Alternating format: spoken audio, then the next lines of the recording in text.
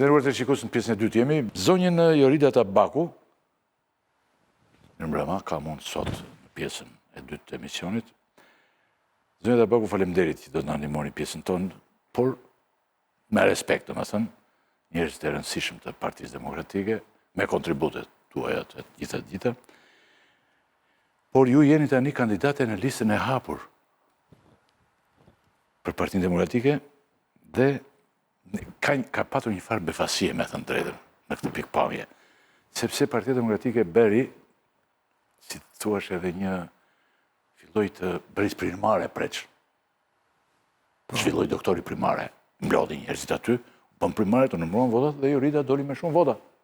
Primare, kjo doli e para, më duket, tu, kryqëtet. Mirë, po pastaj doktori tha, nuk quhen primaret. Ka dhe gjërat të tjera, të cilat mblidhen aty, bashkohen gjitha, dhe bie primarja. Ka primare mbi dhe një sekundarja, dhe tjera. Tani, për të realizuar në emisionin, përveç zonjës Tabaku, unë kam Ola Xama, ishte në pjesën e parë, dhe Ola do të përpiqet të ketë një pyetje për ekonominë, mjaft revolucionare duke me thënë drejtën në programi i Partisë Demokratike, binin pjesa dërmuese e taksave. Po bisedoj edhe me Bushatin, unë preç diem duhet të parë dhe tha, po të na caktojnë ne, tha Bushati, unë i heq fare. E që s'merr vesh dhe mirë nga taksat, ky i heq fare, po pastaj mund të falimentoj shtetin dhe për këtë s'mbajmë përgjegjësi. I si tot që të duhet. Jo, bashkë po bisedojmë tani se. Ç'më duhet. O, po dush, mo. Se ne s'ishim publikisht. Po ju dhe si është ajo, ç'më duhet mua, çfarë bëj unë? Po ç'më duhet mua. Edhe ajo. Pres Zogaj dhe Andi Bushati, faleminderit shumë. Domethënë me që ju erdhët të rishtas tani. Zonja Tabaku, filloj me njerë. Ju do t'jeni në listën e hapur të Partisë Demokratike. Ku është shumë e vështirë për të zgjedhur deputet, themi realisht. Ka 12 në listën e mbyllur PD-ja. Tani PD-ja thotë që do marrë 20, e kupton. Edi Rama thotë do marrë 40. Po ti mbledhësh, edhe këta të tjerë të rinj që kanë dalë të gjithë, dalin një 80 deputet për Tiranën, po jo, 37 janë. Kështu që problemi është mjaft i vështirë. Në fakt, ju i bët të gjitha përpjekjet të ishit në listën e sigurt. Votat në primare i morë duke rezultuar gruaja me votuar, realisht. Por as pyeti njeri për votat, madje edhe përpjekjet e tjera për të treguar mbështetje ndaj doktorit, i bët maksimalisht, por pa rezultat. Duket këtu sikur ja, nuk lët, do më the nuk lët gjipa berthe, me deri edhe, ta themi në mënyrë figurative, me metaforë, edhe deri dhe një valle u pashun, ishte edhe vallen, ja, më shumë duket ky i Lezhës aty, në valle, Gjekmarku është aty shumë i njëra i për të kërcyetë, dhe këndoni edhe këngë për doktorit. Ka shumë këngë preç, po ta bëshre, Fredi Ramën mund t'jesh për shumë 200-300 këngë në momentet që jemi. Po për doktorin ka patur shumë. Biletet për Tom Doshin kishe një 3 këngë, se unë hapa këngët, Rida kishe edhe për Tom Doshin, 3 këngë, 4 këngë, populli. Hoxha tani ka dalë. Ja, tani për shembull, ja, këtu ka kënduar është edhe Jorida e të gjitha, Xhelali që ngredhet duart e të gjitha dhe edhe këngët gjitha për ata i futi. Xhelali ka futur në listë mbyllur për të hapur. Xhelu ku është? Të hapur? Mbyllur është. Unë po pres pyetjen. Tani pyetja është. Po pres. Pyetja është, si ka mundësi tani që ju i bët të gjitha përpjekjet e të gjithë, por doktori bëri një spostim. Pse? Në këtë mënyrë ndërtojmë ne emisionin. Ky është lloji që ne bëjmë, kupton? Ne na duk sikur doktori mos është çështje besimi a gjëra kështu. Çfarë mendon ti tani? Çfarë është kjo? Tani Ylli, se çfarë mendon unë nuk e di, unë do të them ashtu si e shoh unë dhe si e kam kuptuar dhe perceptuar unë. Së pari njerë unë kam qenë privilegjuar, them drejtën, me shumë mundësi që më janë dhënë politik. Me mundësi për të përfaqësuar qoftë në bashki, qoftë në parlament, kryetare e Komisionit Çështjeve Europiane, kam drejtuar Komision Hetimor, pra i kam pasur shumë mundësi. Tani kam një sfidë tjetër. Lista e hapur mund të jetë edhe një sfidë elektorale, mund të jetë edhe një strategji elektorale. Listat e Partisë Demokratike janë ashtu siç janë. nuk janë fasad, janë ashtu si që janë njerëzit me kontribute, njerëz me eksperiencë, po njëkohësisht edhe një grup figurash të reja. Nuk do të thotë që dikush e matë punën e ti dhe kontributin e ti në politik me një cikël elektoral. Puna dhe kontributi në politik janë të shtrira në kohë, nuk maten as me fitore as me humbje, sigurisht që maten me shërbimin publik, me të mirën publike, me sa kontribon në një parti politike, dhe unë mendoj që këto i kam bërë. Edhe për primare, ju futa një sfide që nuk e dija se si do e prisnin demokratët, sepse isha në një moment më ndryshe se kolegë tjerë. Dhe demokratët mirë pritën shumë mirë. Sepse unë jam pjesë e strukturave që 16 vjeçe, nuk kam ardhur e imponuar jashtë nga partia. Ime me ty jemi në ditë histori. Kështu ishte, në qoftë se më loj që ta... Jemi shumë okej me ty. Zoti Rakipi, të dëgjova me shumë... Jo, po, pa të ndërprer... Të gjë që...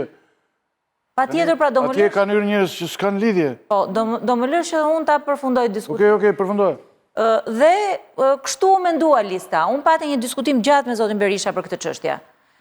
Dhe i diskutova, e thash në fakt edhe publikisht që unë mendoj modestisht që e meritoja që t'isha në listë të mbyllur, tashmë jam listë hapur dhe këtë sfidë jam duke e parë se si mund të rritem. Natyrisht, ti do të luftosh atje. Se si mundet ta shikoj me një perspektiv tjetër, se si mund të më shërbej mua për të ardhmen dhe unë kësaj sfide jam futur për ta fituar. Ky sistemi është shumë i vështirë. Nuk është i thjeshtë. Sistemi është jashtëzakonisht i vështirë, kush e provon në terren e di. Sepse shaqja është për dhe i fortës sa nuk merret me mend. Dashi shkret për shembull, Dashi. Tani se nuk është i shkret Dashi, po... E them në mënyrë figurative, Dashi, iku, preç. Dashi tha, shikoj, këta duan votat time, tha, ti marrin këta të tjerët, edhe unë po iki, tha, iku. Nuk them ikë, Tani, unë jam futur në këtë sfidë për ta fituar këtë sfidë. Unë nuk mendoj që në Partinë Demokratike dikush vlerësohet se ka një mendim ndryshe. Përkundrazi, e kam konsideruar vlerë që brenda Partisë Demokratike ti e thua mendimin tënd ndryshe. E thua? Po e kam thënë. E kam thënë mendimin tim ndryshe. Edhe jam në Partinë Demokratike. Jo, ti mund të thuaj, po pikrisht pra, mos ndoshta edhe për këtë mendimin ndryshe. Nuk besoj. Kalove direkt në listë hapur? Unë nuk besoj që kjo... Në det hapur, është dhe një frazë këtu në Shqipëri. Kalon direkt në det hapur. Kisha ko pa ardhur ke ylli që nga autostradat e Florinda, nuk e mbaja mend që zoti Rakipi të ndërpret çdo fjali. Jo, po të kitë qartësojmë edhe unë dhe ata që të dëgjojnë. Unë besoj që ti je shumë i qartë, po të flas dhe unë se si është e vërteta. Jo, i qartë jam unë. Dhe nuk e marr me asnjë lloj kompleksi, nuk e marr me asnjë lloj qefmbetje, përkundrazi. Në fakt, më ka shërbyer edhe kjo periudhë, shumë njerëz më kanë treguar mbështetjen. I është dukur sikur kjo periudhë dhe kjo sfidë që unë kam përpara, i është dukur sikur ndoshta më është bërë një padrejtësi. Dhe unë, sinqerisht, jam duke e marrë këtë sfidë pikërisht për ta parë nga perspektiva e rritjes time. Se si mund të vazhdoj që kontributin tim Partinë Demokratike ta jap dhe unë do të jem në parlament, sepse të gjitha mundësit janë që unë t'jem parlament. Dhe ne të shërëm që t'jesh. Dhe unë do të bëj maksimumin tim, kam mbështetjen e Partisë Demokratike, kam mbështetjen e struktura, po njëkohësisht edhe një grupi më të gjerë qytetarësh për disa gauza që kalojnë përtej partisë dhe që kalojnë përtej edhe diskutimit që ndoshta ka Partia Demokratike.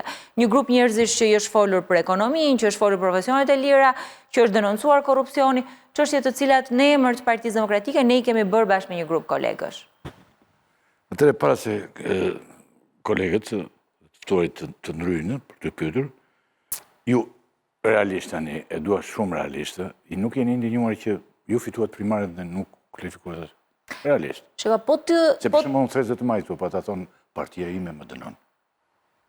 Edhe ata japin jetën për partinë. Të majtët, këta që kanë dalë në listë hapur e gjithë, në det hapur. Shka, zoti Rakipi, po t'ishte në atë listë dikush që kishte marrë më pak vota se mua në primare dhe do t'ishte në listën e mbyllur, atëre sigurisht që ishte gjithë e drejta për t'u indinjuar, po të gjitha ato persona që janë në listë mbyllur janë për arsye o të funksionit, o të marrëveshjeve me aleatët, a pyetja që lind në këtë rast është, a duhet t'i përmirësojmë në primare dhe t'i përdorim si një instrument atëre kur duhet, dhe t'i përdorim ashtu si që duhet, sepse në këtë rast neve bëm një proces primarësh i cili për listën e Tiranës nuk u realizua. Po ju duke qenë në hasht të Partisë Demokratike, në palës të saj, edhe për nga mënyra se si vini, nga mënyra se keni punuar, si që thatë, nga vini e të tjera, Unë tani nuk mund të them ju tani që ju bëj kevin për të thënë që aleatët që keni zgjedhur ju, janë duhet të zgjinin një vend më primar se ju.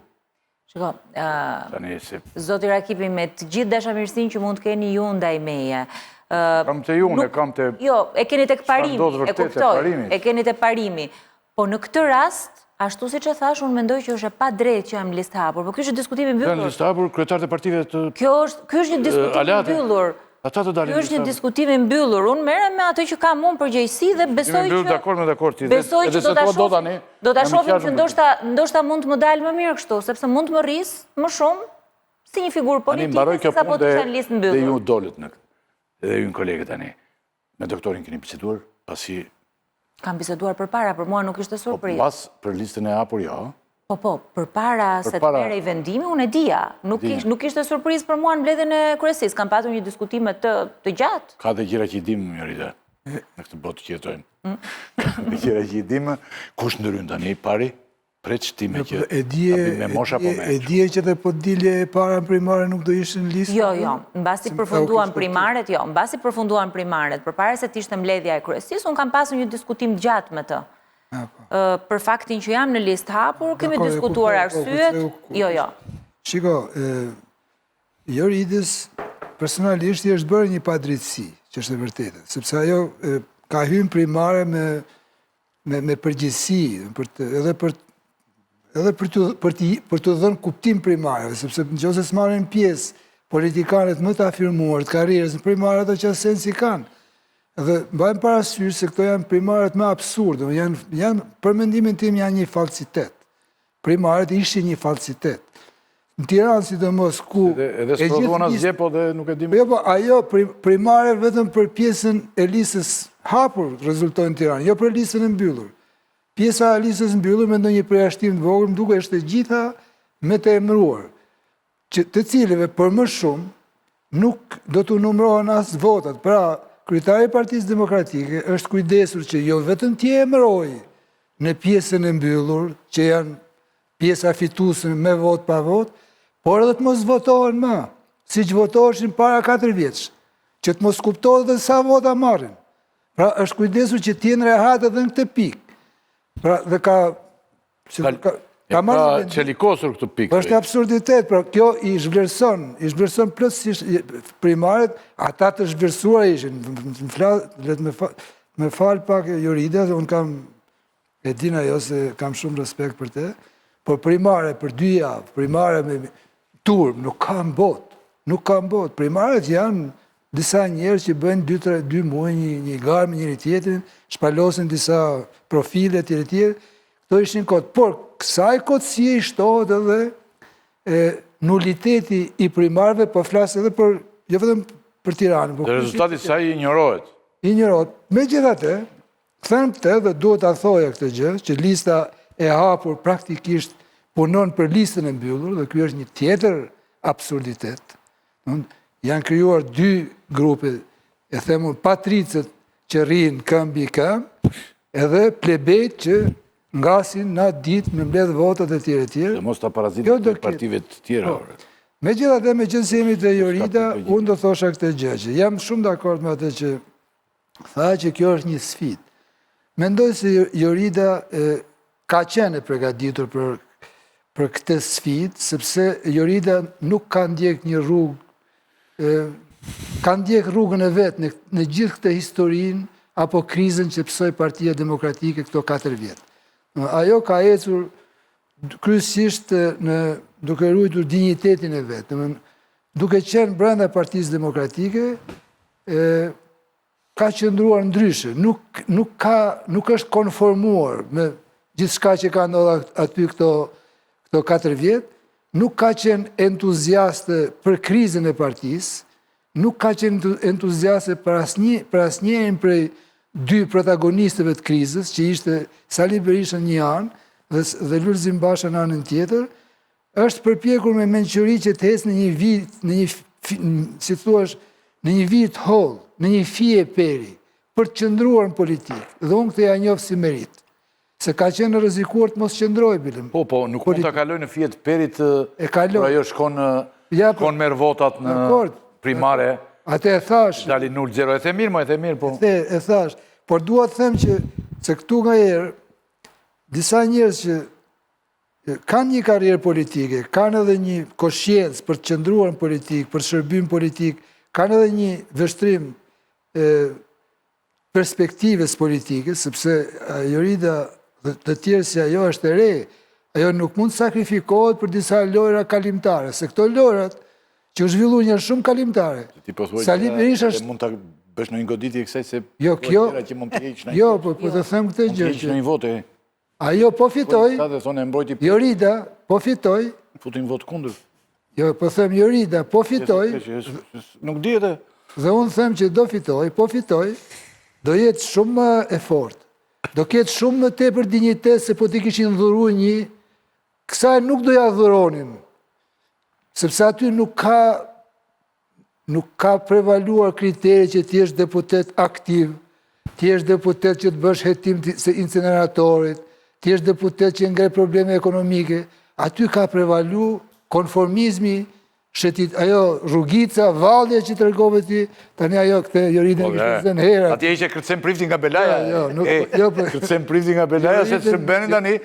Joridën mendoj... Po dhe një valle për doktorin se punë e marë. Joridën mendoj kishtë zënë hera, po ta shëtë mos e edhe... A i që kishtë zënë kreun e valle. Unë mendova, zoti Rakipi, që ne këtu do flisnim për gjëra të tjera, ti na nise me valle. Kemi me? Po jo, po nuk është e ka gjithë për të... Pra që ta mbyllë, unë... Freq mbyllë. Po i qanë halin, po i bërën parën video. Jorida, bile po të kishte pyet mu, do kishte bo këtë që ka bërë. Dhe me thënë, që se do ishte ndorën e kësaj, se në fakt kjo e ka meritu listën e mbyllur. Qartë. Por më mirë, sepse Jorida duhet votohet për atë rrugë që ka ndjenë. Jam i kjerë se mos i bëndem. Dhe në qofë se... Preqi duke vazhduar mund të dëmtosh se ta preqi këshu dhe të heqim, të orë të heqim votat, o preq. O e kupton se... Në shtoj votat. Jo, është listë hapur këtë. Këto 30 e ca vjetë e ke ngrenë për këto arsye. është në listë hapur të... Pushat, ose... Jo, zoti Rakipi kisha harruar sa interaktiv është kjo emisioni. Do të thëmë, po ma kujton sa interaktiv është. Tani, për te i shakas edhe për te edhe batutës. Unë mendoj që çështja e listave është çështje e kryer. Ka përfunduar. Është e përfunduar, është e mbyllur dhe ne duhet përballemi me këtë. Do është ndonjëherë dhe nëpërmjet groteskut. Jo, nuk ka lidhje me atë, po ka Jo, dakord. Ka shumë padrejtësi. Ka shumë padrejtësi pafund, por po them që për mua ajo është një çështje e mbyllur, është e zauruar, ka 3 javë që ka kaluar. Tani ne jemi në një fazë tjetër. Bushat? Pastaj do t'ishtë se për taksat jemi pak. Tani, atë që Preçi e tha si kompliment, unë doja them si vretje.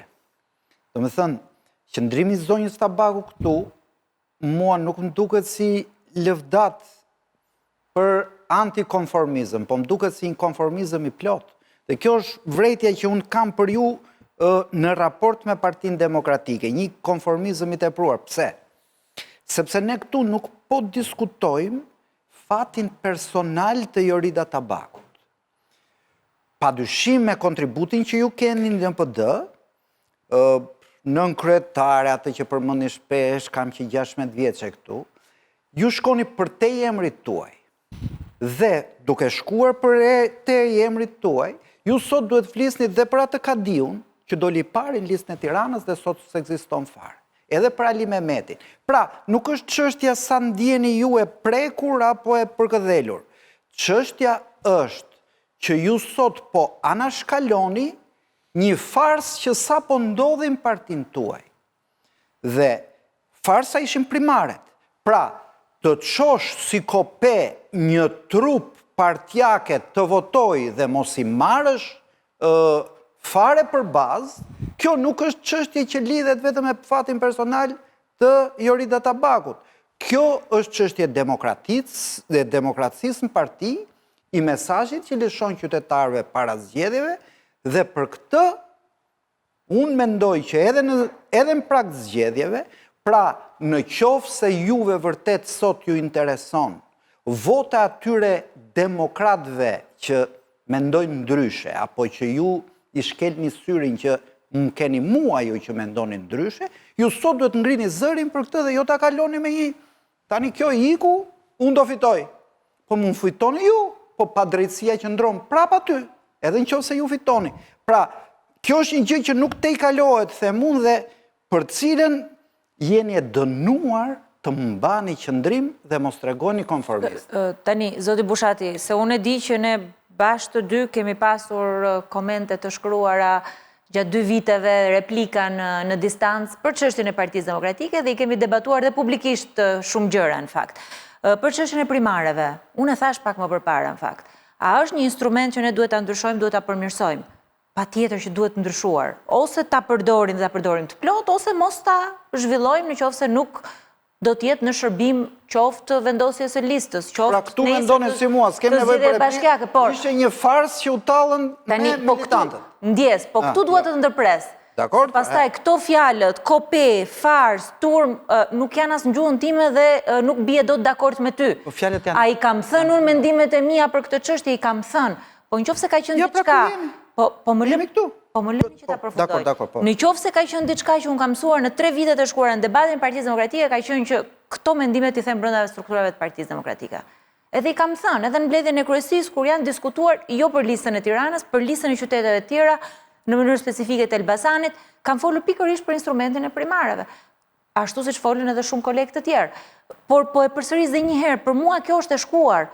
Kjo nuk është thelbësore. Sigurisht thelbësore është. Ju prapë s'po thoni gjë. Po e them, po është e shkuar se është një vendim që është marrë. Është një vendim që është marrë. Ku gabua te kjo farsa e kopeve që themun, dhe çfarë duhet rregulluar? Ky politikani është ai që mban qendrimin për gjën. Mendimi im është. Tani kjo nuk ka ndërmend me ardhmë më bë analistë, kjo tani do mund zgjedh. Do të mbaj fjalori saj. Ky analistin po bën. Unë do e përballoj. Kjo se ti do tani, ti bëre pak politik aty. Tani Unë s'të fola fare, s'të thash, po ti bëre politik. Ky po bën analistin zotri. Ne këtë detyrë kemi.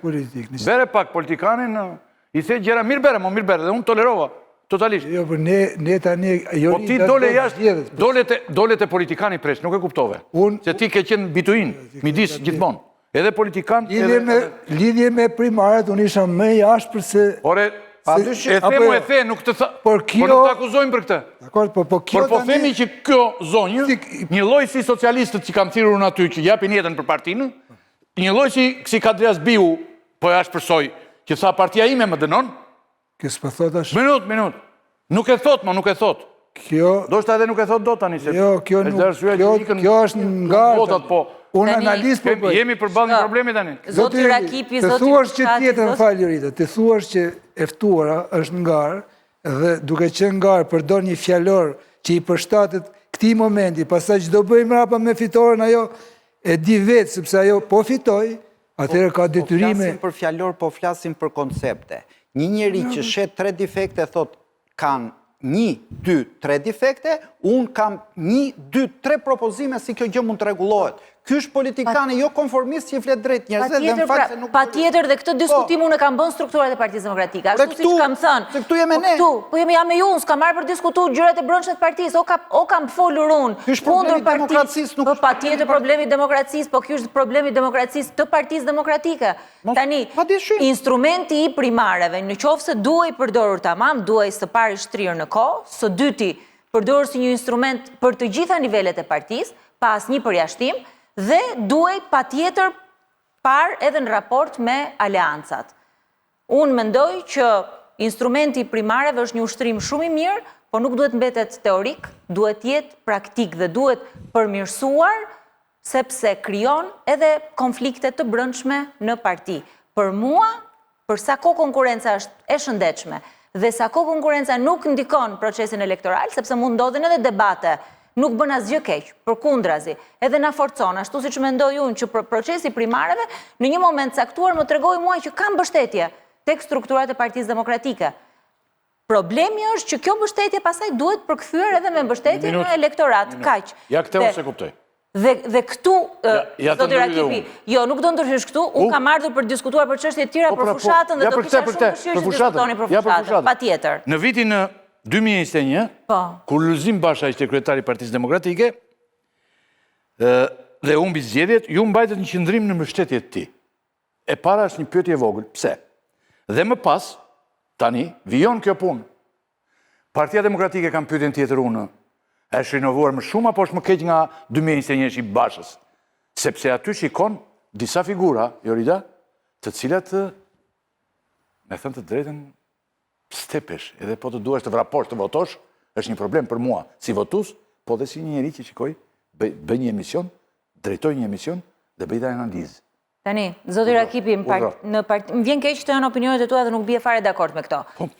Përplasu me këto. Patjetër, po nuk bie fare dakord me këtë çështje, po kjo është një diskutim tjetër. Po nuk jam dakord. Në një parti politike ka vend për të gjithë figurat. Në një parti të madhe politike ka vend për të gjithë, edhe për atë që ndoshta e thot argumenti më me pak forcë, edhe për atë që e thot me zë pak më tulët, edhe për atë që përdor instrument në parlamentit, edhe për atë që mendon si zoti Bushati që në parlament duhet të jesh pak më i nxehtë, jo vetëm me fjalë, po edhe me akte të tjera. Tani në një parti politike të madhe ka vend për të gjithë. Dhe vjen keq që nuk bie dakord me këtë që thoni ju. Mbas zgjedhjeve të 2021, zoti Rakipi, mbas zgjedhjeve të 2021, e gjithë Partia Demokratike, jo vetëm unë, e gjithë Partia Demokratike zhvilloi zgjedhje në korrik për kryetarin e partisë dhe zgjodhi zotin Basha kryetar partie, e gjithë Partia Demokratike.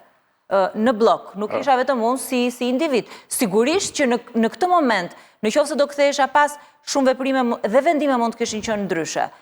Ky 4 vjeçar në fakt na ka edhe pjekur politikisht, po edhe bërë për t'i parë shumë situata me një pikpamje tjetër.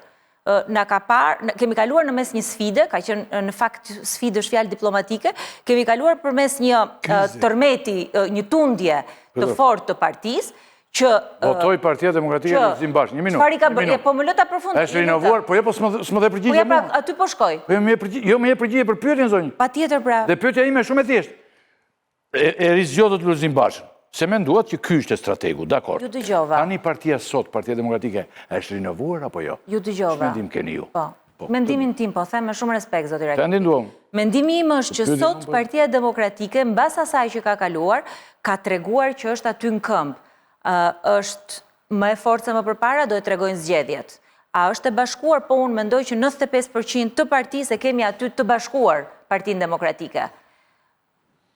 E di çfarë mire i ka ndodhur partisë në këto 3 vite, që është hequr çdo kompleks, që është thënë gjithçka, është menduar ndryshe, është thënë aty në struktura partie, dhe unë nuk besoj që parti tjetër politike të paktën në këto vitet e fundit, sa kam unë në parlament në 12 vite ka kaluar këtë proces si Partia Demokratike, në këto 3 vite. Askush nuk ka pas asnjë kompleks për t'i thënë të gjitha. Dhe prap jemi bashkë aty sot, në të mirë edhe të përfaqësimit të partisë. Këtu para zgjedhjeve, se tani ti je në zgjedhje dhe mund të kufizojë disi. Këtë gjuhë kam përdorur. Një muaj para se të pyesin unë këtu lëpinte Sali Berishën me të gjitha këto pjesët e trupit dhe një muaj më parë vriste Sali Berishën në Facebook. E bënte copa. Njeriu që ishte vallën atje, se nuk e nxora kotën atë.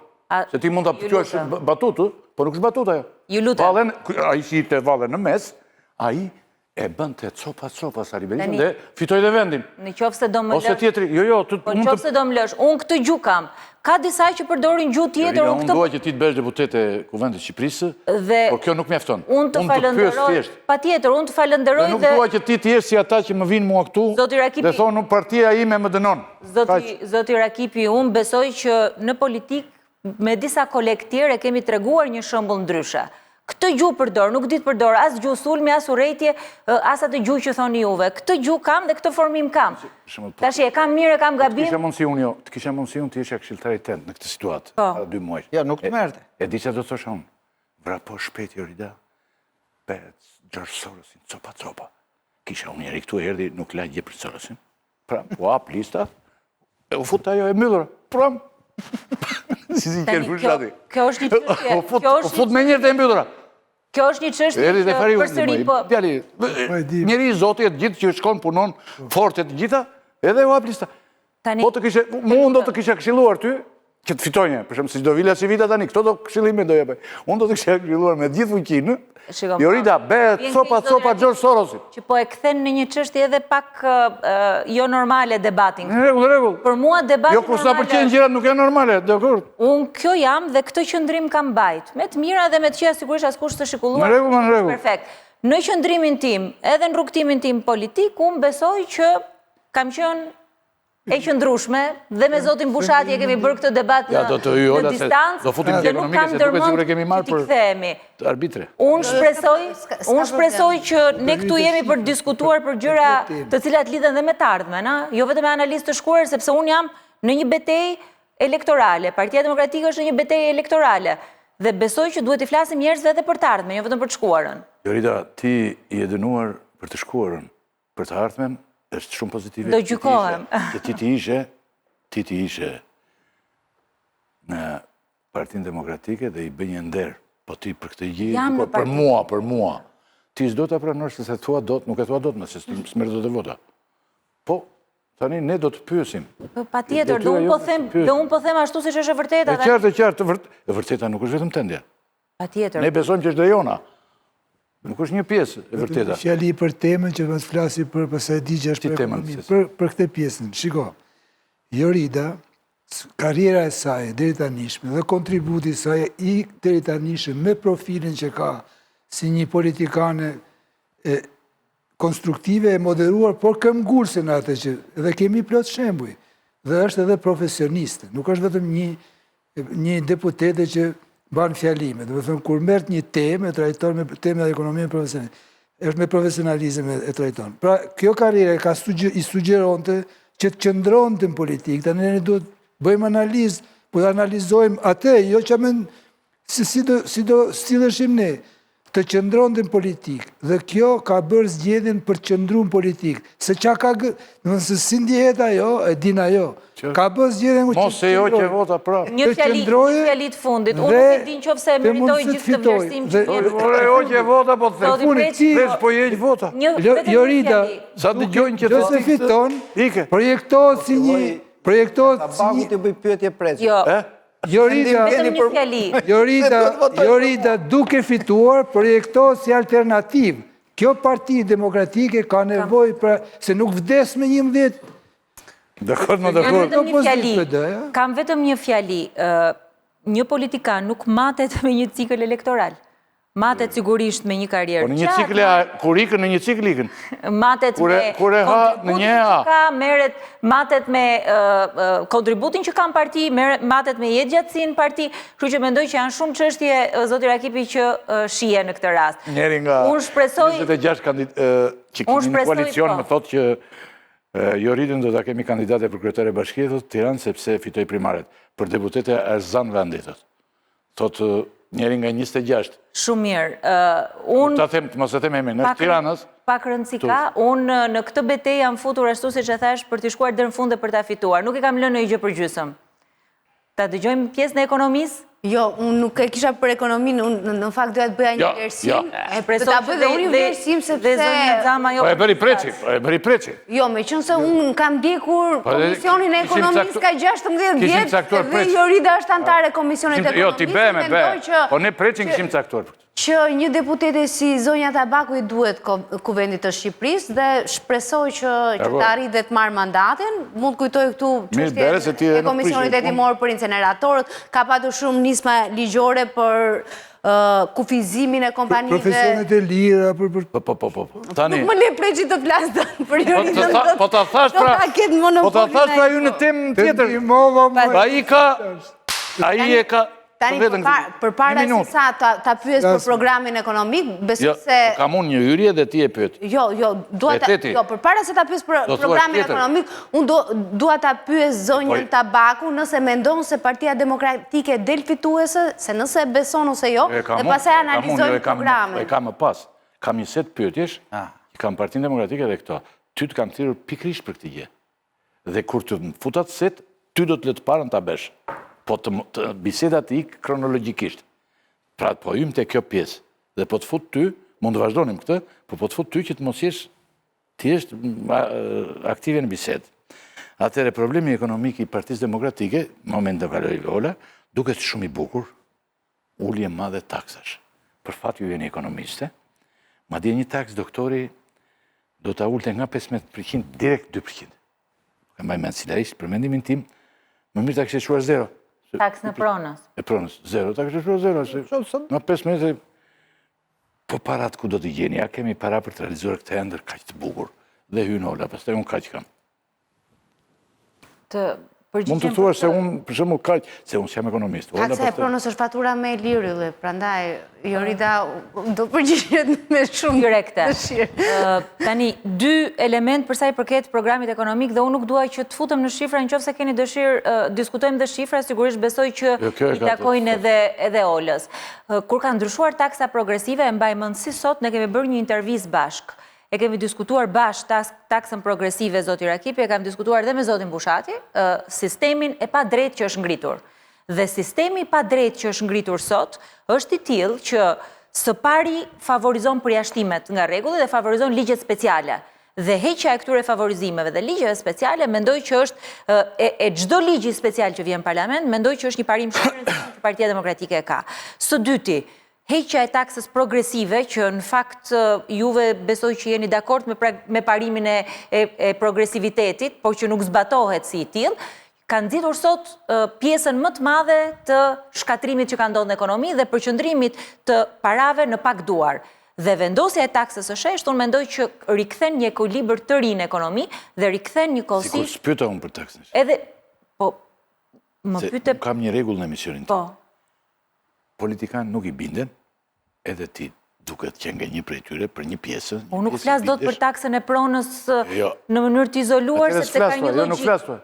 Se kam këtë. Do flas për këtë. Po flas dhe për taksën e pronës. Dhe unë popullata që më ndjek ty dhe mua, kupton që ti s'do të flas për këtë taksë. Unë flas edhe për këtë taksë, po ka një logjikë se nuk është e izoluar. Logjika që dash unë, zonjë Baku, është logjika ime që njeriu që s'di për këtë punë mirë, nuk jam ekonomist, nuk jam ekspert, është që kjo taksë është 15%. Doktori e uli 2, e bën 2. Pse se bën 0 ky fare këtë? Taksa e pronës ka faturën më të ulët në buxhet, sepse sot taksa e pronës nuk mblidhet. Është një pjesë e madhe në informalitet. Jo, taksa e pronës është fitimi në burim nga shitja e pronës, meqense në programe keni që do ta bëni 2%. E transferimit të pronësisë. Sepse sot po ndodh dhe nuk duat fare t'i futem në proces. Pisha në buxhet 70 milionë euro në vit. Është e papërfillshme, por çfarë po ndodh sot është që një pjesë e madhe gjithë pasurive janë bllokuar dhe nuk po shiten prej rivlerësimit, që kanë qenë duke pritur dhe vitet e fundit nuk ka pasur ndonjë të ardhur në buxhet. Është në Partia Demokratike, ju si deputete e Kuvendit të Shqipërisë, gjithmonë keni denoncuar investimin e parave të pista në sektorin e ndërtimit. Dhe përfshirja e modelit të rivlerësimit të pasurive të patundshme, zoti Berisha tha 1% në mos gaboj, por edhe dhënia e mundësisë së tatimit të pronës me 2% dhe jo 15% në fakt bën që të ul koston e pastrimit të parave në Shqipëri, madje nëse synohet që të ulet kosto për blerjen e një prone për njerëzit që janë të pastre, mund të nxjisë edhe spekulimet për t'i shitur me vlera sa më shumë më të larta që të pastrohet paraja e një prone të shitur të deklaruar dhe të paguhet shumë pak taks. Pse ju vetë jeni dakord që ka mekanizma të tjerë? Ka mekanizma të tjerë, Ola, për ta kontrolluar këtë? Që nuk ka të vëshë, që është kaq informal, që është me çmime reference, 3 fish nga çmimi i tregut, të favorizohet edhe sa i takon tatimit? Ka mekanizma të tjerë për ta rregulluar këtë. Çfarë ka ndodhur me tregun e ndërtimit, çfarë ka ndodhur me çdo lloj tregu tjetër sot është që kanë dalë operatorët serioz nga tregu, kanë dalë bizneset të cilët kanë kryer gjithmonë aktivitetin, qoftë në ndërtim, qoftë në tregti, qoftë në çdo sektor dhe këtu janë futur një grup kompanish afër qeverisë. Janë futur një grup biznesesh që marrin leje ndërtimi. Sot janë 56.000 apartamente bosh. Këto apartamente bosh, të cilat mund të jenë në me shumë interes. Dhe ky grup, ky është pikërisht sistemi i padrejtë që unë po flas. Ky grup i cili sot po pastron dhe para me ndërtimin, i cili ka rritur çmimet artificialisht, i cili operon në një treg që praktikisht është i kontrolluar, është në komunizëm. Unë e di që shumë mund t'i duket shprehje shumë utopike kjo, po praktikisht ai sektor është i komanduar i gjithë, nuk ka konkurrencë lirë, do të rregullohet duke vendosur mekanizma të tjerë. Kushdo që merr një leje ndërtimi duhet patjetër që ta deklarojë burimin e tyre që në momentin e parë të lejes ndërtimit. Nuk ka më kompani me bilanc zero që do të marrin leje ndërtimi. Dhe kjo rregullon dhe nxjerr nga tregu të gjithë këto kompani që deri më sot kanë abuzuar me pastrimin e parave. Ngritja e mekanizmave për pastrimin e parave do të jetë një nga elementët kryesor. Po unë shpresoj, nuk kam parë gjë të tillë në programin e Partisë Demokratike. Sepse neve nuk kemi thënë të gjithë projekt ligjet, po ky është një nga projekt ligjet që grupi parlamentar i Partisë Demokratike prezantoi bashkë dhe kemi diskutuar dhe bashkë, apo jo? pa tjetër, është e vërtet. Por nuk besoj se të paturit e kapitalit në bilancë... Jo, e kam fjalën që është një nga mekanizmat. Depërtimin e parave të pista. është një nga mekanizmat. Sepse sot, po të funksionojnë agjensit që zbatojnë ligjin dhe që bëjnë dhe sistemin alert dhe që hetojnë, pa tjetër që identifikojnë parat e pista në sektorin e ndërtimit. Po ti kur e bazon të gjithë strukturën e ndërtimit të një palate apo zhvillimit të një prone, tek shitje dhe të parablerjet... Ky është i vetmi emision ku unë më shumë po dëgjoj se po flas. Me gjithë respektin për rolën. Po nuk se atë që... Jo, më shumë kam dëgjuar unë të kjo emision, por okej. Ne jemi detyruar. Jo, me gjithë respektin për rolën se e njeh shumë mirë sektorin dhe unë e di që i njeh në detaje. Në qoftë se funksionon Agjencia e Mbikëqyrjes Financiare, në qoftë se funksionon Agjencia për Pastrimin e Parave, Agjencia e re që është hapur inteligjencës financiare, në qoftë se funksionojnë në rrjet të gjitha agjensit, Autoriteti Konkurrencës për sektor të tjerë, në qoftë se funksionon i gjithë shteti, ky është një mekanizëm që e parandalon. Sot nuk duan dhe nuk e bëjnë. Unë po të them që do ketë mekanizma për ta parandaluar pastrimin e parave. Po me shumë dëshirë unë flas për këtë sektor ndërtimit se ndoshta i prek shumë. Për shembull, unë flas me çifte të reja që më thonë ashtu siç thua ti, që megjithëse ka 56.000 apartamente stok, sot një çift i ri duhet 60 vite për ta blerë një apartament me këto çmime. Dhe çmimet sigurisht që nuk vijnë nga taksat. Çmimet vijnë nga fluska e ndërtimit dhe informaliteti i lartë i parave të pista në këtë sektor. Në qoftë se hiqet ky mekanizëm, atëherë sigurisht që tregu rregullohet vetë. Unë shpresoj që të flas pak, është një gjë që është e ndjeshme për një grup njerëzish, por shpresoj që të flasim pak edhe për sistemin në përgjithësi, sepse ka shumë qytetar, pafund njerëz, të cilët as çështja listave nuk i intereson, as çështja debatit tonë brendshëm si intereson, thonë çfarë do bëhet për rritjen e shpenzimeve, rritjen e konsumit, për tregjet e kapura, për sistemin e padrejtë që është ngritur, dhe unë mendoj që ky është thelbi i ekonomisë. Nëse mund t'ju pyes për faturën e programit të Shqipërisë Madhështore, ulje DVSH-s në 15%, tatim fitimi 10%, tatimi mbi të ardhurat personale 10%, hiqet taksa e qarkullimit, rritet paga minimale, pagesa e papunësisë 200 euro është 200 euro do bëhet, por ajo e ndihmës ekonomike bëhet 200 euro, ulet të vëshëja në energjinë elektrike, pensioni minimal bëhet 200 euro, unë e kam llogaritur që të gjitha dhe më del një faturë 2.5 miliardë euro në vit. Premtimet që janë bërë deri më sot, 2.6 miliardë euro në vit, minus 100 milion euro që do shtohen në buxhet nga rritja e pagës minimale për shkak të sigurimeve shoqërore që do të ajustojnë faturën e pensioneve, dhe nëse këto para financohen me borxh publik shkon në 65% të prodhimit të brendshëm bruto, pra rritet direkt me 10 pikë përqindje, nga 55% e PBB-s që është. Ti e di shumë mirë që ekonomia nuk funksionon vetëm me një ka. Që do të thotë, rritja e taksës, vendosja e taksës së shesh dhe ulja e TVSH-s kanë dy element kryesore. Para njëherë nxitjen e konsumit për TVSH-n, e cila do të shkojë zinxhir dhe do të sjellë sigurisht ardhura shtesë në buxhet, ndërkohë që taksa shtesë ka zgjerimin e bazës së tatim paguesve. Dhe të dyja do jenë me impakt në të ardhurat e buxhetit të shtetit. Pra, sigurisht që ai është efekti nga pikpamja e kostose të ardhurat munguara, por do të kompensohet me të ardhurat të tjera shtesë. Në këto 12 vite, çdo vit, buxheti i shtetit ka pasur 1.5 miliard euro të zhvatura, të vjedhura, korrupsion, koncesione, abuzimet gjetura nga kontrolli i lartë i shtetit, dhe sot buxheti i shtetit ka të paktën 7 ministri të cilat janë të padomosdoshme. Aparatura e buxhetit të shtetit sot është kthyer në aparaturë më të rëndë dhe me shpenzimet më të mëdha që ekziston në gjithë rajonin. Programi për eliminimin e të gjithë shpenzimeve, programi efikasitetit, se e di unë që zoti Bushati këtu do filloj do flasi për Amerikën, po programi efikasitetit shpenzimeve me të njëjtin parim, siç është zbatuar në Amerikë, me një auditim të plotë të gjithë kontratave publike, me reduktim të gjithë shpenzimeve dhe me heqjen e çdo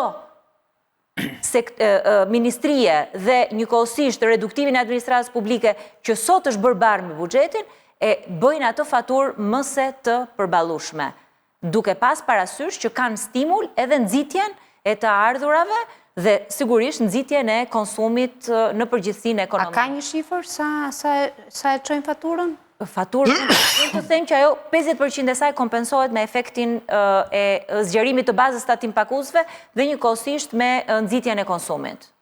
Ju jeni një grup që keni bërë program ekonomik, apo doktori vetëm e ka ndërtuar? Kanë qenë disa grupe paralelisht që kanë punuar për programin ekonomik dhe janë mbështetur dhe nga Fondacioni Konrad Adenauer, i cili është fondacioni që mbështet Partinë Demokratike.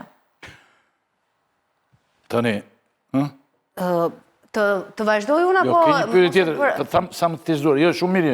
E bërë teknike, po kemi në një gjithë thjesht. Unë përja të pyesja pak qëndrimet që ka Partia Demokratike lidhur me kontratat koncesionare që janë fuqi, edhe me... Po, çdo bëni ju me koncesionet? Apo përjashtimet që ka dhënë ligji për investime strategjike. Çfarë do bëj Partia Demokratike me to? Dy elementë janë dy temë për cilat ne kemi folë gjërësisht këto 12 vite.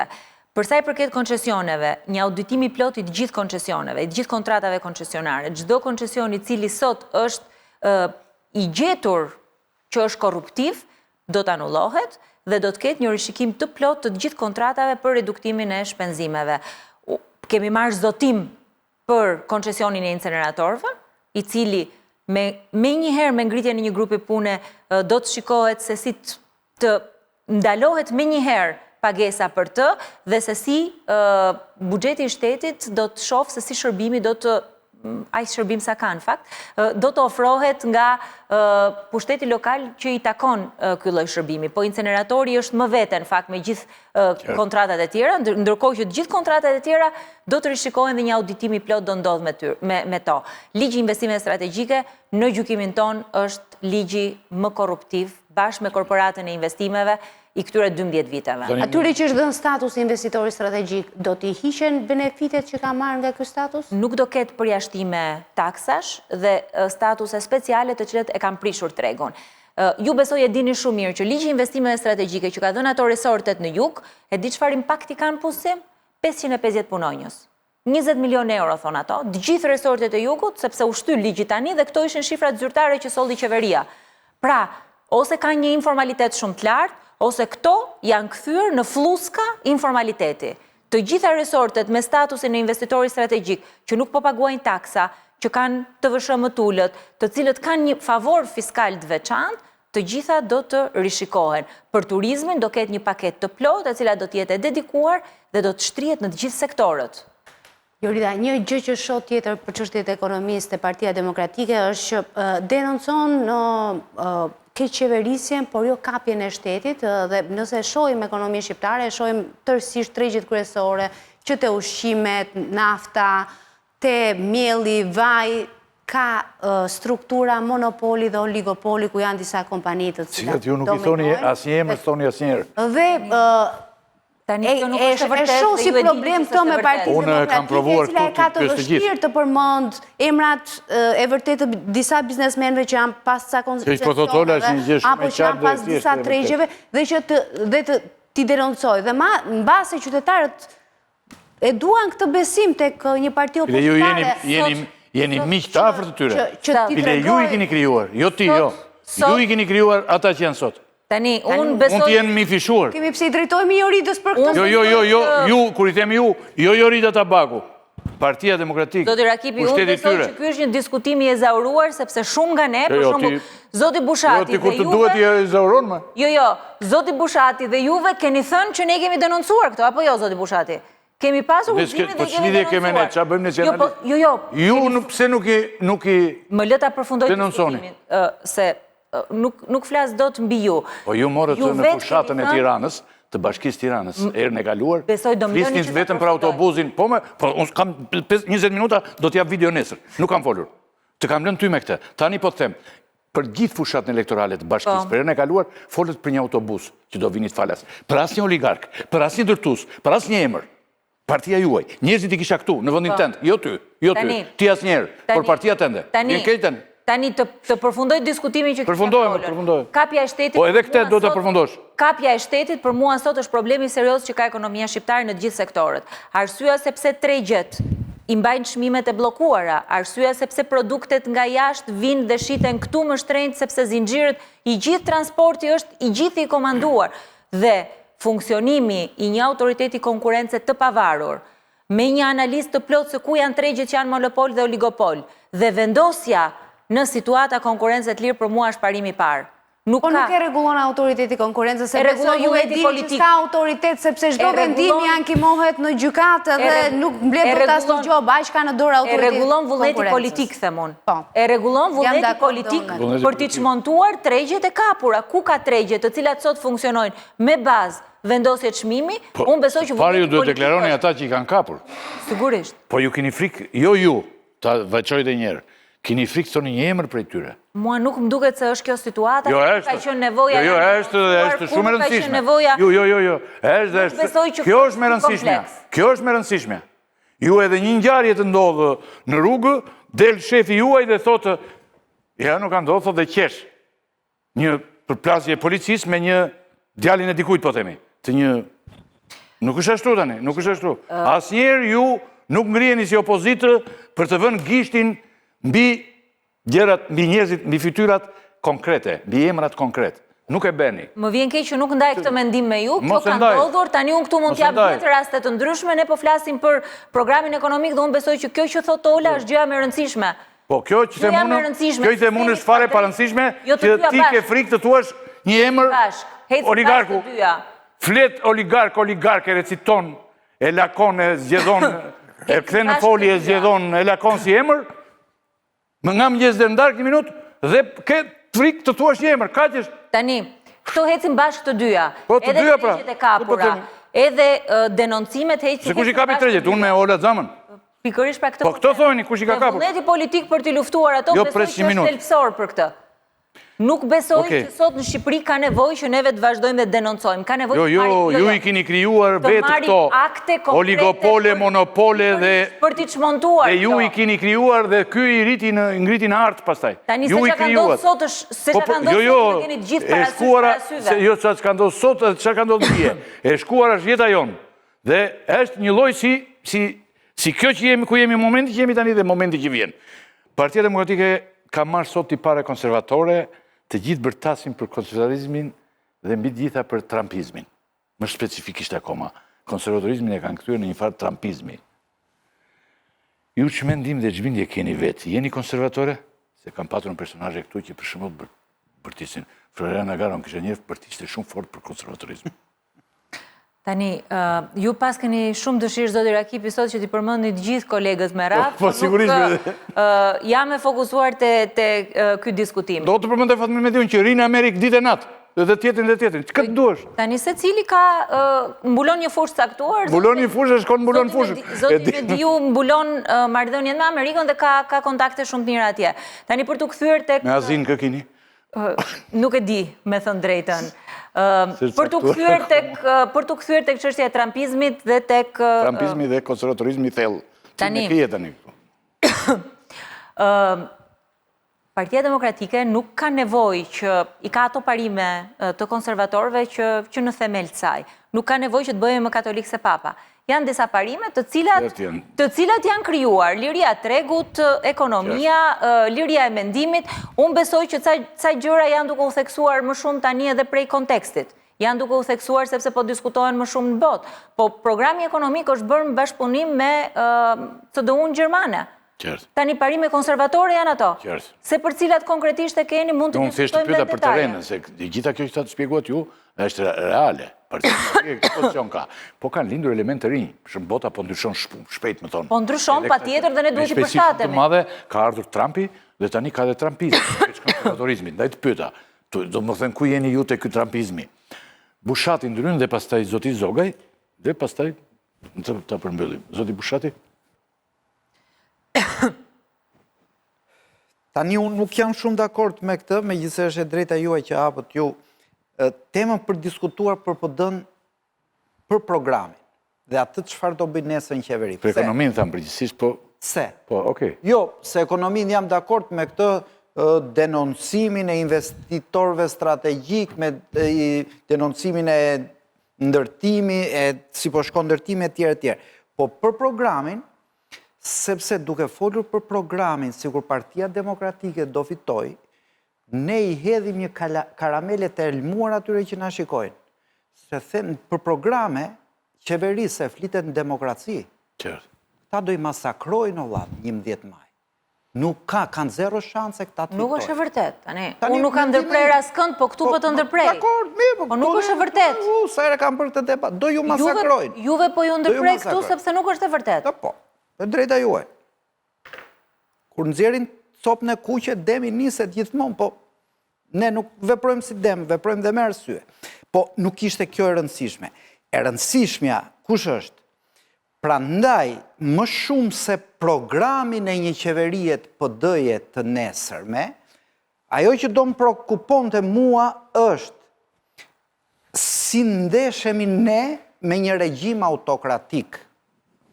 Dhe këtu është pyetja ime për zonjën Tabak. Do me thënë, ju sot jeni në zgjedhje dhe keni privilegjin që njerëzit t'ju votojnë ndryshe nga ata që janë fut në listat në mbyllura. Dhe unë jam nga ata që mendoj që regjimi autokratik shqiptar, përveç vullnetit keq të Edi Ramës, mbahet dhe mbi dy shtylla, e cila nga një anë është drejtësia e re, SPAK, GKKO e gjitha këto, dhe dyta, nuk e di se ka shpresa te ju që mund të ketë ndryshuar sot, po shtylla është dhe mbështetja ndërkombëtare për të mbajtur një regjim autokratik në Serbi, në Shqipëri, e tjere tjere. Tani, Lorita Tabaku shkon zgjedhje. Dhe një votues i opozitës pyet, pse do ta votoj unë për shembull zonjën Tabaku, kur më thot unë jam me SPAK-un? Edhe sondazhet më ediramiste, votuesi PD-ist është kundra SPAK-ut në shumicë, e para. E dyta, pse duhet ta votoj unë Lorita Tabaku, kur unë se kam dëgjuar edhe një herë të thot, ç'është kjo Juri Kim që i thot demokratëve do ani bar po zvotuat si them unë. Pra, dhe këto nuk janë episodet veçanta, prandaj e futa në atë kuadrin e madh. Janë episode për të thënë, në qoftë se do denoncojmë autokracinë e Edi Ramës, nuk mund ta shohim autokracinë e Edi Ramës të shkëputur nga mbështetja ndërkombëtare, që ju se keni denoncuar kur, dhe nga mbështetja e drejtësisë re që ju gjithashtu thoni që mbështesni. Këto janë dy problemet e mia të nda me ju. Pikërisht për këtë çështje kemi pasur dhe një debat në distancë bashkë, domethënë, dhe mezi po e prisja që ta diskutonim edhe këtu. Zoti Bushati, që të kesh një mendim ndryshe nga ju, nuk është herezi. Nuk është herezi. Është merit, pa dyshim. Nuk është herezi. Mendimi im për këtë çështje është prandaj unë jam shumë kurioz. Bashkë me shumë kolegë, sa mundësi kemi, sa fuqi kemi, në të gjitha hapësirat ndërkombëtare ne këtë denoncojmë sot. Pushtetin e kapur, problemet që ekzistojnë edhe me drejtësinë, sepse ndryshe nga sa ju thoni, unë mendoj që ka prokuror edhe me guxim në SPAK, ashtu siç ka edhe prokuror të kapur në SPAK, nuk bie dakord me... Votuesi opozitar nuk mendon shumicë dërmuese, ai të cilit ju po i kërkoni votën. Unë mendoj që ka prokuror të cilët kanë çuar Erion Veliajin për një çështje të caktuar. Unë po pres akoma që ta çojmë për gjithë ato që ka bërë Erion Veliaj. Për ndryshimin e rezultatit zgjedhjeve, për 5D, për inceneratorët, po pres akoma. Dhe prandaj për mua, unë kam thënë... Ju besoni pra, votuesi opozitar nuk beson, ju besoni dhe bravo që besoni ke SPAK. Nuk ju ndërpreva. Nuk ju ndërpreva. Për mua, testi janë inceneratorët. Janë testi inceneratorët. Janë testi Erion Veliaj tek inceneratorët dhe ku do shkoj SPAK-u tek inceneratorët në qeveri. Në cili nivel do shkoj. Për mua, ky është testi. Mund t'ju ndërpres? Ta përfundoj dhe pjesën tjetër, dhe ndërkohë që flasim bashk, për shembull, është duke organizuar dhe një dëgjes në Parlamentin Evropian që do të jetë javës tjetër, që bashkë me një grup kolegësh kemi insistuar shumë pikërisht për të ngritur këtë çështje atje. Çështjet e kapjes zgjedhjeve, e autokracisë, e mungesës demokracisë, që të ngrihen në platforma ndërkombëtare. Tani unë kam fjalorin tim, ju keni fjalorin tuaj, nuk përdorim gjithë dot me njëjtin fjalor. Është narracion, nuk është konkluzion. Unë po ju pyes për mendimin tuaj. Mendimi është ky. Mendimi im më ka bërë që... Ju besoni ke SPAK-u. Ju jeni kundër shumicës të unë besoj që sot... Kjo ja u rit meritat. Jo, një sekond. Po vendosni në gojën time fjalë që nuk i thash. Unë besoj që ka disa prokuror. Unë besoj ke SPAK. Unë besoj që ka disa prokuror të cilët kanë guxim dhe besoj që ka disa prokuror tjerë që janë të kapur politikisht. Dhe ky është qëndrimi im. Ato që thoni ju e thoni ju, pastaj interpretimet i bëni ju. Në gojën time kanë dalë këto fjalë. Kjo është deklarata ime. Sa po e them? Jo, këto janë fjalët e mia. Këto janë fjalët e mia dhe nuk është hera parë që po i them. I kam thënë shumë herë. Jo në këtë studio, në shumë studio. Dakor. Tani kam përshtypjen të ka ngelur kaseta në 2021, zoti Bushati, dhe ndoshta nuk i keni dëgjuar të gjitha deklaratat. Për mua, SPAK-u ka test inceneratorët. Deri kur të përfundojnë inceneratorët. Po e mbajon kasetë e gabuar, dakor. Atë ka test. Ju keni drejtën ta thoni prapë sot. Pikërisht pra po e them. Mendoj që ka prokuror me integritet që kanë çuar Erion Veliajn përpara drejtësisë dhe mendoj që ka prokuror tjerë të cilët nuk janë me integritet. Tani unë nuk them dot ato që doni të thoni ju. Kështu e mendoj këtë çështje. Dhe unë jam shumë kurioz të dëgjoj deri në fund mendimin tuaj, prandaj po ju pyes. Cilën pjesë deri në fund? Kjo është deklarata ime për këtë çështje. Dhe nuk është hera parë që e kam thënë. Prokuror burrat ndershëm. E kam thënë në disa raste. Tani kështu me emra nuk më ke dëgjuar muaj që të merrem dhe të filloj të analizoj. Me diktaturat më të egra të botës. Do me thënë kjo, kacat mirë, kacat këqij. Ne shikojmë kur flasim, burrat ndershëm mund të ketë dhe në kryeministri sot. Ne marrim në analizë institucionet. Dhe sot kemi një kohë të mjaftueshme për të thënë si u sjell kryeministri, si u sjell SPAK-u, si u sjell gjykata kushtetuese, dhe në bazë të kësaj si politikan që jeni juve, arrini në përfundime. Në qoftë dhe unë nuk e besoj dhe më duket këtu keni një kontradikt. Dhe në çdo rast. Dhe më duket këtu keni një kontradikt. Në mënyrë absolute jo. Unë pres. Në çdo rast jo. Që SPAK-u, testi SPAK-ut janë inceneratorët. Për mua po. Pa e kaluar testin ju keni shpallur besimin. Pra ju ku e dëgjove që e shpalla besimin? Po keni me 20 deklarata. Unë mbështet SPAK-un. Unë besoj që SPAK-un. Po ke një informacion të gabuar. Deklarata që unë po bëj tani e kam thënë në vitin e fundit të paktën 10 herë. 10 herë këtë deklarat kam thënë. Ky është qëndrimi im, sepse për mua çështja e inceneratorëve është shumë e qartë. Dhe çështja e inceneratorëve shkon deri te kreu i qeverisë. Dhe për mua ky është testi. SPAK-u këtë test ka, inceneratorët. Dhe nuk është hera parë që e them, e kam thënë mbi 10 herë këtë gjë. Unë nuk flas dot ashtu si doni ju, zoti Bushati. Më vjen keq, këtë gjuhë kam dhe këtë mendoj. Në rastin e gjykatës kushtetuese, kam vlerësuar vendimin për bordin e ushqimeve dhe kam dënuar vendimin e gjykatës kushtetuese për bordin e karburanteve. Dhe kam thënë mban era karburant. Kam dënuar vendimin e gjykatës kushtetuese në rastin kur e lat pa qartë çështjen e Olta Gjaçkës dhe kam vlerësuar vendimin për çështjen e profesioneve të lira. Tani kur ka rastet që unë gjykoj, që gjykata kushtetuese ka dhënë një vendim që është në të mirë publike, në shërbimet publik, atëherë më vjen keq, po ky është mendimi im dhe do ta jap. Për shembull këtë që sapo përmendet, në rastin e Olta Gjaçkës është me firmën tuaj që i dhat mundësinë, po ky është debat shumë teknik. Është një debat që është teknik, po unë mendoj që ju jeni gabuar sepse i kam ndjekur. Nuk ka rëndësi ajo.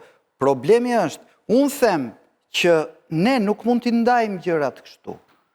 Nuk mund t'i ndajmë që ka 2 gjykatës të mirë dhe një çështje të mirë gjykatë kushtetuese, ka 2 prokurorë të mirë në SPAK apo jo.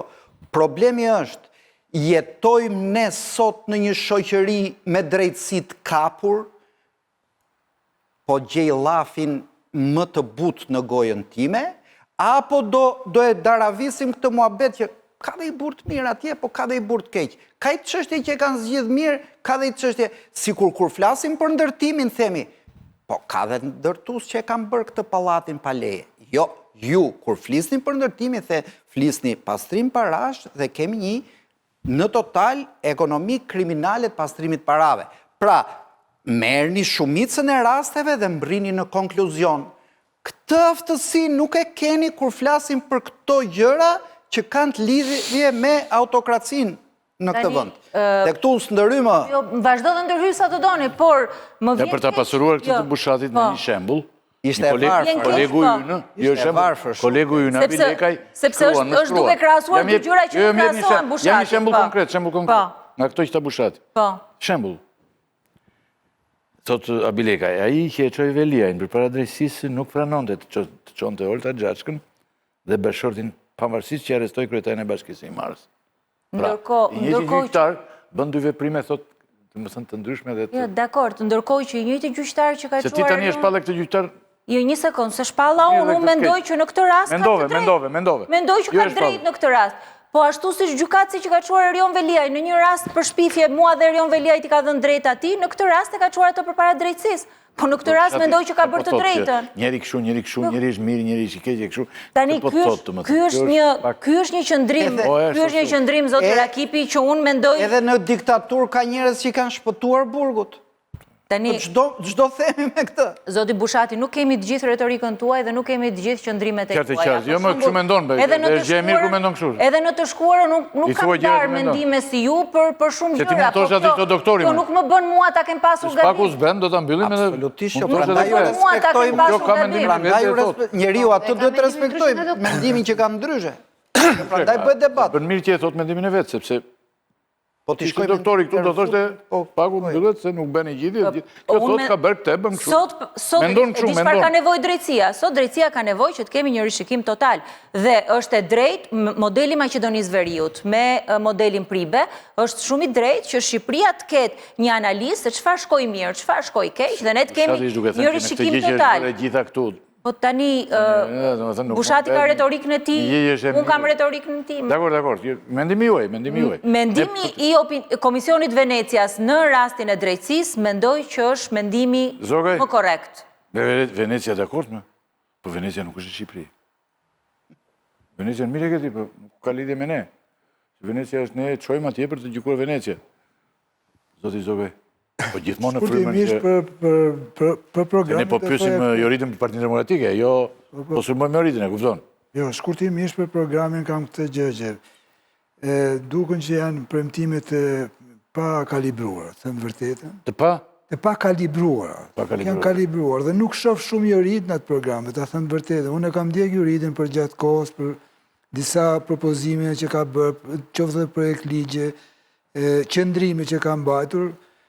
Është edhe Jorita, sepse një pjesë e programit është edhe ai i bartur nga viti 2021, i përgatitur përsëri nga Konrad Adenauer, bile edhe në 2017. Sepse janë parime taksasisht, parim universal që e kanë ndjekur partia. Është i bartur, tregon identitetin e një partie qendrës djathtë, edhe çështjet tjera të taksave janë të bartura. Ka disa nga propozimet janë improvizime elektorale të qarta, edhe për faktin se kjo parti, prej 4 vitesh, është e përfshirë në krizë për probleme tjera. Pra të dalësh me një program, me gjithë këto premtime që këta duhet ishin diskutuar për vite me radhë, duhet kishin zënë vend, duhet diskutoheshin me grupet e interesit, gjitha pyetjet... Nga shtatori janë diskutuar gjërësisht. Pak, dhe nuk shikoj, disa pyetje... Mund e kemë futur Rama e futur inteligencë artificiale dhe i ben ajo i prodhon me njërë dhe këta mund të përdorur në një mekanizëm kështu. Janë pyetje që praktikisht ngelin pa përgjigje. Për shembull, një temë themelore politike është që Shqipëria e ka, si më thënë, kryefjalë, narrative politike opozitare, oligarkinë, luftën kundër oligarkisë. S'po hyj te emra tani që tha Ylli, por po hyj tek një çështje tjetër që cila është analiza, çfarë vendi kanë këto oligarkët në ekonominë shqiptare. Perceptimi është ky, që Shqipëria nuk ka një treg, as në mallësi, as në moshë që të përliq, domethënë këto monopole, oligopole që krijojnë një kontrast shumë të madh. Këtu një parti politike serioze i qaset problemit në mënyrë shumë konkrete. Nuk i qaset me armiqësi ndaj këtyre oligarkëve në kuptimin e retorikës që përmendet, sepse ato kanë gjetë shesh, pra ata kanë gjetë mundësinë që të jenë ato që janë. Nëse qeveria u krijon hapësirë edhe spekulantëve që spekulojnë, ajo kot thotë do t'i varemi për shtyllat e rrugëve spekulantët. Po, ndjes të kujtova se përfunduat. Po thosha këtë që, po kështu, ka disa çështje që janë shumë të, janë improvizime elektorale, nuk kanë një parahistori, një analizë të thellë, që dhe propozime serioze, por ju përmendet çështjen e efikasitetit. Kjo është një bartje, të më thënë, është mekanike, do thosha unë në këtë rast, si frazë që është përdorur. Është edhe luan me këtë fjalë, mund luan si duash tani. Por këtu shteti është shumë i madh. Kjo kërkon një gjë konkrete, nuk mund të thua që ne do zvoglojmë. Sa? 7 të thë. 7 ministri janë komplet pa funksion. Ishin 89.000 punonjës administrate, janë 190.000 sot punonjës administrate, është dyfishuar administrata.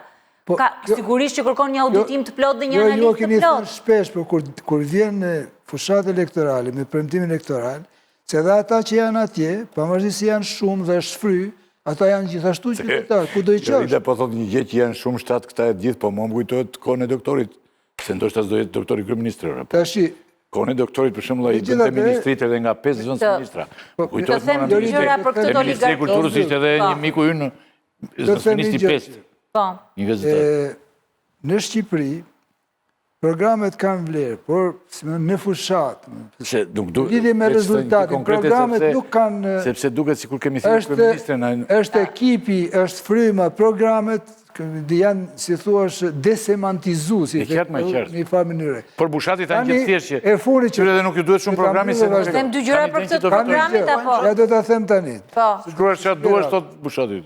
Ta nuk është se fitojnë thot. Një e vetmja gjë trampiste që ka ardhur deri sot në Shqipëri. Trampiste cile është? E vetmja. Në Shqipëri, në botë ka shumë. Po ta dëgjojmë se është qendrimi që ka mbajt departamenti i Marco Rubios dhe që u përsërit dje nga ambasada amerikane, që në morinë e madhe të programeve të asistencës ndihmës që po rishqyrtojnë... Beti Spaku, erdhën oficerët. Kam vetë kaluar vetëm... Pra, këtu i vetë një trampizëm në Shqipëri për momentin është që qeveria Trump, departamenti i shtetit Trump, shtet fuqishëm Spakun dhe BKH.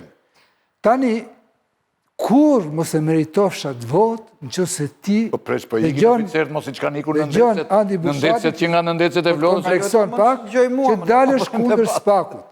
Në Shqipëri, 70% e qytetarëve mbështesin Spakun, janë pakicë ato. Partia Demokratike këtë propozimi me shkri Spakun e ka për listën e mbyllur. Mjafton ajo.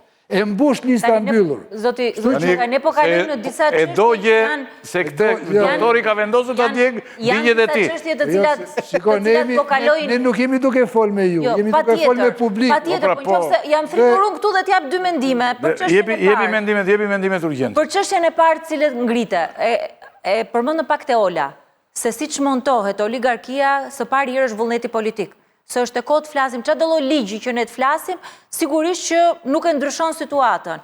Dy gjëra janë bazë. Sot sistemi pa drejt që është ngritur vjen nga ligjet speciale që vinë parlament, dhe angazhimi ka qenë që s'do ketë asnjë ligj special, asnjë favorizim. Heqja e të gjithë favorizimeve, ligjeve që vinë për përjashtime taksash nga parlamenti, dhe ngritja e një kodi fiskal.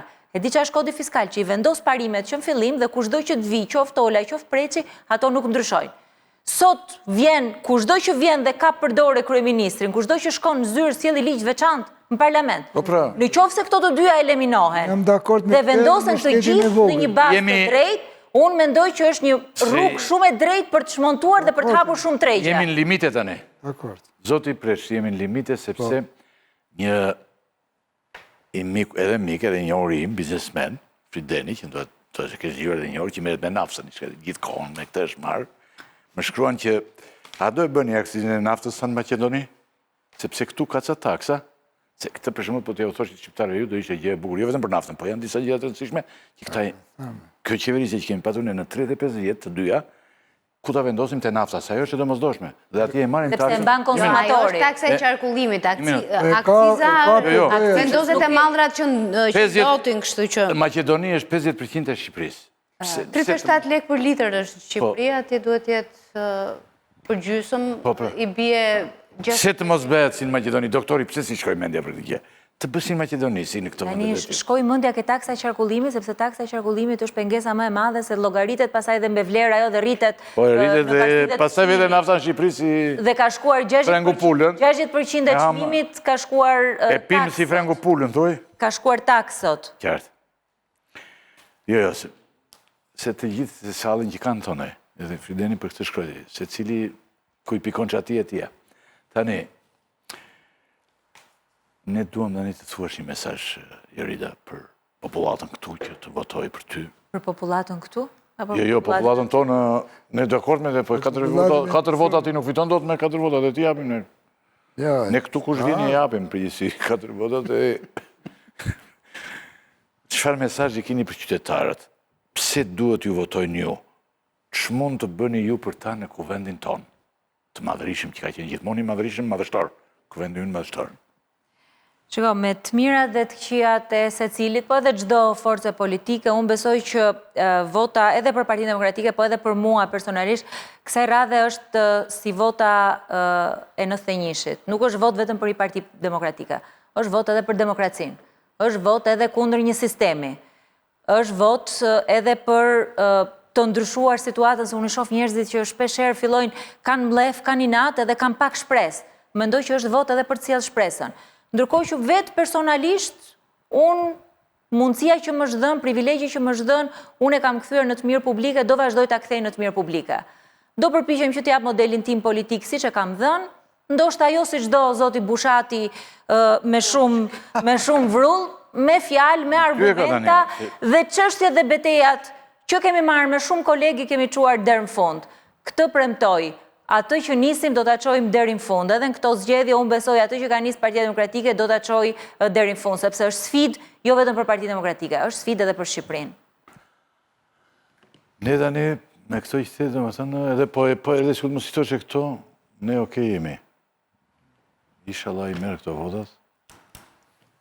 Popullata t'i jep ty votat e gjitha, se të listë e mbyllur nuk t'i dhanë. Por ndonjëherë... Unë e kuptoj që problemin e ke me listën, për ka kaluar ka 3 javë. Fokusohemi tek pjesa pozitive. Fokusohemi tek pjesa pozitive. Ne presim që ti ta mbyllësh këte. Nga lista e hapur, problemin e gjitha, po nga ne të shkretet edhe nuk varet shumë. E kupton? Nga juve varet, sepse nëse juve thoni që gjëja nuk ndryshohet, sigurisht që krijon edhe një përshtypje që s'ndryshohet. Unë mendoj që ndryshohet. Rida duhet shkojë në parlament. Dakord, më zoti, ti e the në fillim të gjemë. Si u ktheve ti dhe Po se mos ja heq në i vot. Si më duket e rezove fare këtë. Ja, e di Rida. Doktori listën e mbyllur, e hoqë nga listën e mbyllur, ti e hoqë nga popullata tani thot preqi, armik. Demokratët nuk janë si... Preqi se ty të kanë shkruar armik ka kohë preqi. Demokratët i njofun. Janë demokratët që votojnë Rida, janë mendjet hapura. Nuk janë nga ato... Mendje hapur të... Ata që votojnë Juridin, edhe janë shumë në Tiranë, po ta them. Dhe prandaj ka dalë se po Demokratët mendje hapur preqi. Po të mos ishin ato s'dilte para... Ka demokrat pa tjetër. Po të mos ishin ata s'dilte para në Tiranë kjo. Po t'ishte me ato që i sugjerohen këtu, dilte... Qafi këpute e oqje votat.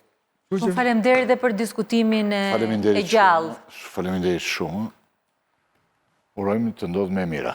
Do ndodhë me mira, faleminderit. Nderuar televizionist, ky ishte programi për mëngjesin. Sot me 2 pjesë ishin ndarë, pjesën e parë gjajnë shumë, siç u themun vazhdimisht ju. Thonë ky pse thot vërtet gjithmonë këtë. Po në realisht gjajnë gjërat në këtë vend. Nuk është subjektet janë të ndryshme, por po ti shohësh si fenomene, si janë e njëjta gjë. Domethënë, siç e tham pjesën e parë, ishte vjedhur dhe spaku.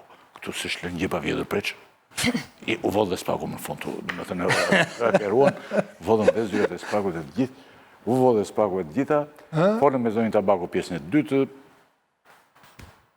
i urojmë edhe njerë më të mirën, e mundshme, deputete, faleminderit shumë nëse na keni ndjekur, faleminderit gjithëve, faleminderit të kolegë, natën e mirë. Natën e mirë.